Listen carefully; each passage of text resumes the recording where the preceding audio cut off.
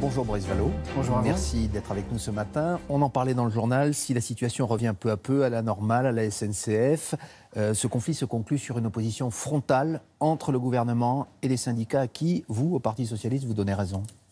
D'abord, avoir une pensée et de la reconnaissance pour ce conducteur de TER qui, blessé lui-même dans l'accident qui s'est produit la semaine dernière, a porté secours aux passagers. C'est le point de départ de ce conflit. Je crois que c'est le point de départ et il ne faut pas le perdre de vue. Ensuite, ce n'est pas à moi de dire s'il s'agit d'un exercice du droit de retrait, abusif, pas abusif, droit de grève ou pas.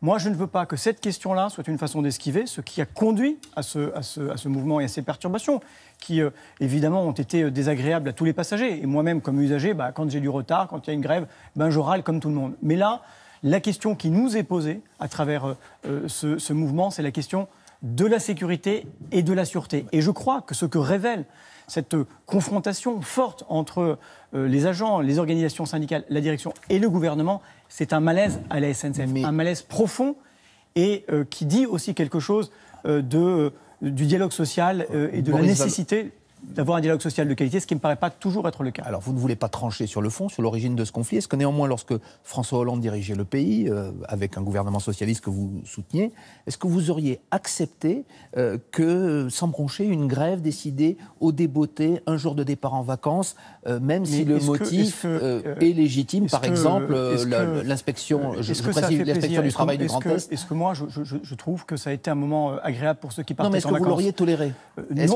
Non, mais ce qui n'est pas tolérable, donc le gouvernement ce qui n'est pas tolérable, c'est que la question de la sécurité se pose en ces termes-là aujourd'hui. Et essayons de ne pas être dans l'esquive. Ensuite, évidemment, un mouvement grève, c'est jamais agréable. Ni pour ceux qui le mènent, un mouvement de retrait, dit Philippe Martinez. Ni ceux pour ceux qui le subissent. Je crois que c'est ça qui est important. Maintenant, je crois que ce n'est ni dans l'autoritarisme, ni dans la menace de sanctions qu'on résoudra un sujet qui est un sujet important. Et moi, j'appelle en toute chose, parce que je crois au dialogue social, à ce que ce dialogue social s'engage dans la sérénité, parce qu'il y a bien d'autres sujets. Il faut parler du fond, M. Vallaud. Est-ce que, par exemple, vous préconisez, comme le demandent les syndicats, comme l'inspection du travail du Grand Est le préconise aussi, qu'on remette un contrôleur dans chaque TER? Moi, je demande pour être précis sur ce que dit l'inspection du travail, je demande à ce qu'il y ait une réévaluation des risques liés à cette pratique qui consiste à ce qu'il y ait un seul conducteur par TER. Il faut en apprécier les risques au regard de la sûreté et de la sécurité. Sûreté des voyageurs, sûreté et donc sécurité. Changer le cas échéant? Eh bien évidemment, changer le cas échéant. Je veux dire, si on demande un certain nombre d'évaluations, il faut qu'on en tire les conclusions justes et utiles. Les cheminots sont en colère, une autre profession, les agriculteurs vont manifester aujourd'hui dans la plupart des préfectures en France. Est-ce que vous soutenez leur mouvement? Ils sont en détresse, disent-ils, notamment à cause de leurs revenus. Que fait l'opposition? Ils sont en grande détresse. Sans nuance. Ils sont en grande détresse depuis longtemps. Nous les soutenons bien évidemment. J'ai reçu à ma permanence la semaine dernière les jeunes agriculteurs qui m'ont dit leur mal-être, leur malaise, leurs angoisses. Il y a deux sujets qui sont pour eux des sujets majeurs. Celui de la rémunération. Ce sont des gens qui travaillent comme des chiens du matin au soir, toute l'année, et qui n'arrivent pas à vivre de leur travail. On a besoin que cette question soit posée sérieusement, et pour l'instant, je ne crois pas que le partage de la valeur ajoutée se fasse à leur Mais est-ce que les mesures qu'a pris le gouvernement, Didier Guillaume, un ministre qui appartenait au Parti Socialiste, elles sont insuffisantes. Elles vont dans le bon sens à tous. Elles sont insuffisantes. Elles vont dans le bon sens. Si elles ne produisent pas d'effet, c'est qu'elles ne vont nulle part, ni dans un sens ni dans l'autre. Donc on a besoin. Nous, on avait formulé un certain nombre de propositions sur le partage de la valeur ajoutée. Première chose. Deuxième chose qui est un sujet de préoccupation, c'est la loyauté de la concurrence. Et les deux sujets ne sont pas liés.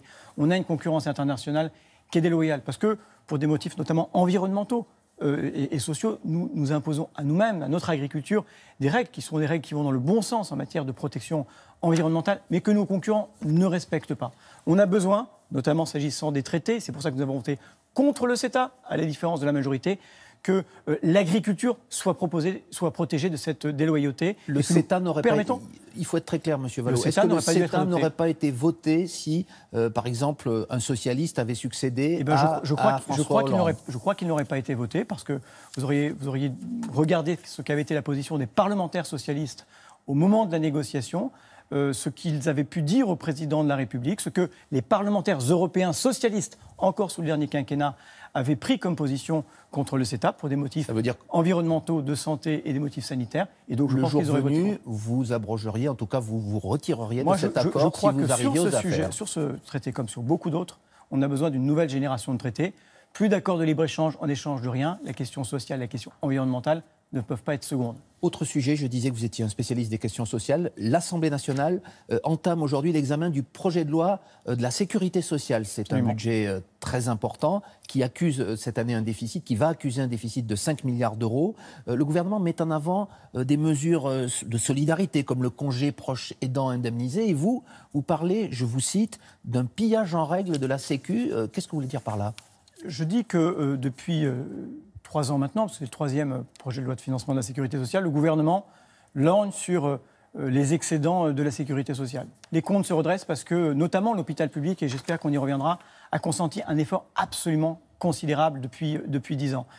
Ils prennent les recettes. Ils ne compensent pas les allègements de charges, de cotisations sociales. Vous pouvez rappeler pourquoi ils prennent les recettes, notamment pour financer des mesures de pouvoir d'achat liées, par exemple, à la crise des Gilets jaunes que vous avez approuvées. Mais pour financer aussi la suppression de l'ISF et l'instauration de la flat tax. On doit donner l'entièreté des dépenses sur lesquelles le gouvernement aurait pu revenir. Et nous avons, dans ce projet de loi de financement de la sécurité sociale, moi je dis que c'est un projet de non-financement. Un gros sujet, c'est celui de l'hôpital. C'est-à-dire ? Ça craque de partout. L'hôpital public brûle et le gouvernement donne le sentiment de regarder ailleurs, de ne pas prendre la mesure de la situation, avec des réponses qui ne sont pas à la hauteur de l'urgence. Pour ce qui nous concerne, il y a eu un plan d'urgence de plusieurs centaines de millions d'euros décidé par Agnès Buzyn, qui est insuffisant, qui pour un bon nombre des mesures sont peut-être utiles, mais ne produiront des effets que dans plusieurs mois. Nous, on appelle à des mesures immédiates pour desserrer lesquelles, par exemple ? Eh bien, nous allons proposer cet après-midi un plan dont chacun aura le détail, qui permettra de soutenir l'investissement dans l'hôpital, parce que nous avons des hôpitaux qui sont vétustes. On ne renouvelle que l'existant. On a un niveau d'investissement qui n'a jamais été aussi faible.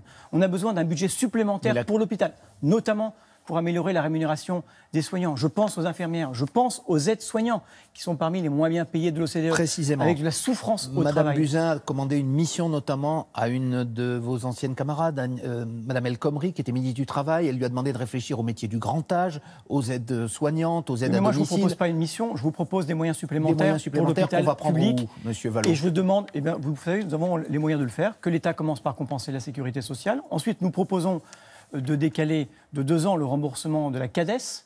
Ça doit s'être achevé en 2024. On peut prendre un peu plus de temps pour se dégager des marges de manœuvre. Le remboursement du trou de la Sécu, pour parler dans un vocabulaire que chacun comprend. Eh bien, son remboursement doit être achevé fin 2024. Nous proposons de le décaler de 2 ans pour pouvoir aider l'hôpital qui est en train de craquer. C'est une urgence. C'est notre patrimoine commun. On fait le procès de personne. Nous avons un intérêt commun et partagé de sauver cet hôpital. Vous disiez juste que le gouvernement lorgne sur les recettes de la Sécu. Encore une fois, je le répète, ça a été notamment pour financer les mesures de pouvoir d'achat, l'exonération sur les heures supplémentaires. Y compris des plus riches et de ceux qui n'en avaient pas besoin. Juste une question, où faut-il prendre l'argent si on ne le prend pas sur ce budget-là ? Sur le budget de l'État, quitte à creuser un autre déficit ? Moi, je vous ai formulé une proposition qui permet de ne pas creuser le déficit et qui permet de dégager des marges de manœuvre. Nous disons que nous pouvons financer. Et puis nous disons aussi que nous devons nous poser la question de savoir ce que la nation veut mettre comme moyen à destination de l'hôpital public. Quand vous désocialisez, c'est-à-dire quand vous allégez, vous supprimez les cotisations sociales sur les heures supplémentaires, c'est de l'argent que vous retirez aussi à l'hôpital public. Il faut que chacun en ait conscience. Mais que vous donnez à beaucoup de travailleurs. Nous, on appelle à des mesures d'urgence tout de suite, et nous formulerons des propositions, et nous appelons à des états généraux pour que nous posons des questions de fond sur l'hôpital. Il y a des choses qui ne marchent plus. On vous a entendu. Merci beaucoup, Boris Vallot. Damien, c'est à vous.